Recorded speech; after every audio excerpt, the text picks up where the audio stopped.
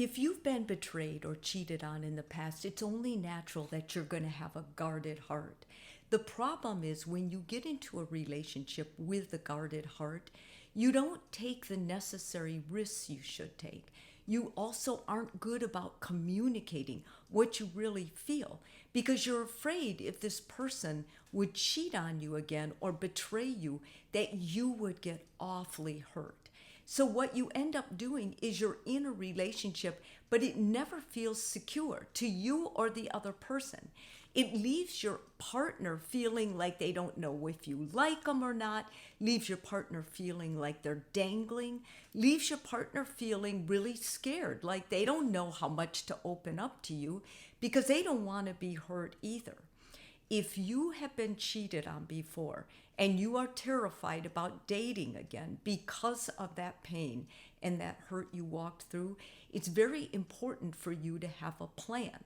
I have a plan.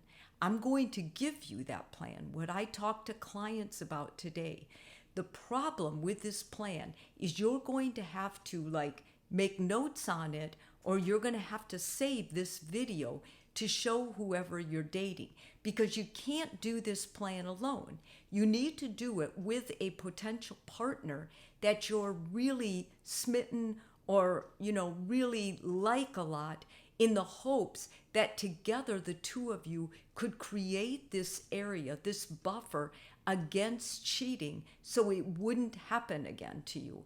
This would, in a way, give you some sort of a safety net, because you have this plan, and as long as you believe this person and this person believes you, the two of you together can create this safety net for your relationship. So let me go through this. The first thing, you need to understand that your relationship is now a new one. It's not the old one. There may be little things in it that remind you of your relationship before, but don't drag that stuff in as much as you can. Try to keep this separate and new.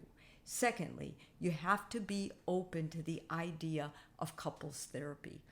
If you're afraid of getting therapy, or you say, I can't do this, it shouldn't be this hard if it's right, that's just BS. None of that is true. Relationships are tough, and the more sensitive, the more deeply you think about things, I think the more likely therapy will be helpful for you. If you're just oh, it'll never happen again, or if it happens again, I'll get somebody else. Well, that's not a deep commitment. So the more committed you are to this person, to this relationship, the more likely you'll need therapy. 3, you need to basically re-own your share of what happened in the old relationship where there was cheating.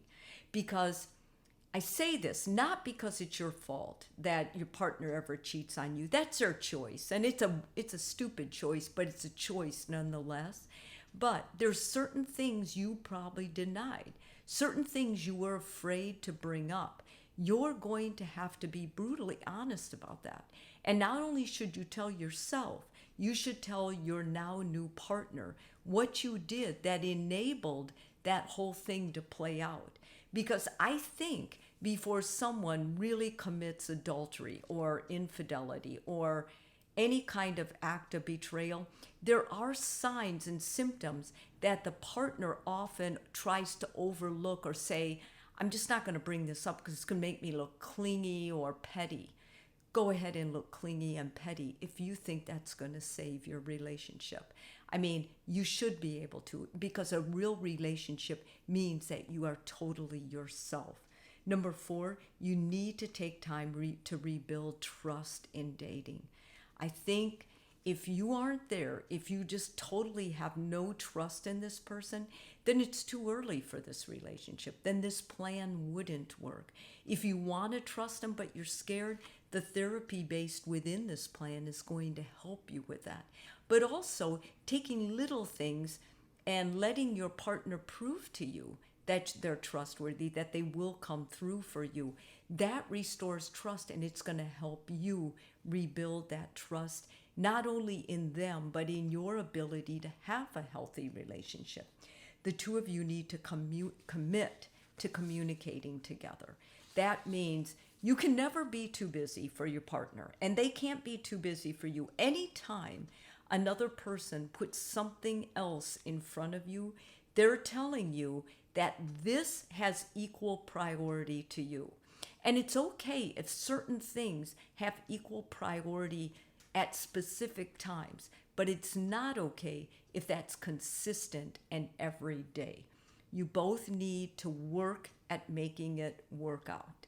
There should never be a time that you get into this self-pity thing like, I'm always doing everything, or I feel like this is too much work. If you have a partner that does that, or you're the one that says that, then you are not ready for a committed, adult, mature relationship, because relationships are alive, they're thriving, they take a lot of communication, they take a lot of work, and if you're not willing to accept that in the beginning, then you have no business dating or committing to another person at this serious of a level yet.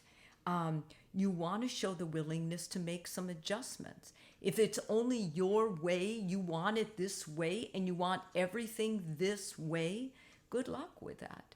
I don't think anybody's going to be able to do that. And if they go along with it, you're going to have someone who's passive, perhaps lying to you about what they really want or what they really feel.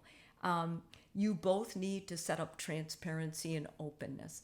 I'm married, of course, but I would never be in a relationship that I didn't know my partner's passwords, that wasn't communicating openly, that I thought there were hidden things within the relationship, because I don't have time for that. I just am too darn busy for that. I want everything open and on the table. I want everything transparent and honest, and you should too, because you deserve that, and so does your partner. And lastly, you establish what intimacy looks like in a relationship. Now, some of you are you're not ready for that part. You're feeling like you don't want it to come too soon. And I support that. I think that's a really good idea. But once intimacy does happen, it's very important that sex does not become the only thing the two of you are about. That you are still doing things to develop the friendship and the companionship within the relationship. And I'll tell you why. If you focus on sex, it's always your default. And it's the easiest way to make a relationship shallow.